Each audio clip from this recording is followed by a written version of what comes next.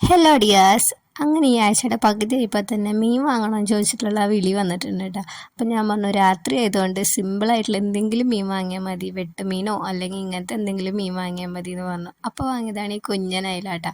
വിളക്ക് വെച്ച നേരം ആയതുകൊണ്ട് തന്നെ ഫ്രണ്ടിൽ കൂടെ നമ്മൾ മീൻ കയറ്റാറില്ല, അതുകൊണ്ട് ബാക്ക് സൈഡ് വഴിയാണ് കയറ്റിയത്. അങ്ങനെ പിൻവാതിൽ വഴി വന്ന മീനാണ് കേട്ടോ ഈ ഇരിക്കണത്. പാത്രത്തേക്കൊക്കെ ഇട്ട സമയത്ത് നല്ല ഫ്രഷ് മീൻ തന്നെയായിരുന്നു കേട്ടോ. പിന്നെ നന്നാക്കി നന്നാക്കി വന്നപ്പോഴേക്കും ചിലതിൻ്റെയൊക്കെ വയറ് നന്നായിട്ടാണ് ഉടഞ്ഞിട്ടുണ്ടായിരുന്നു കേട്ടോ.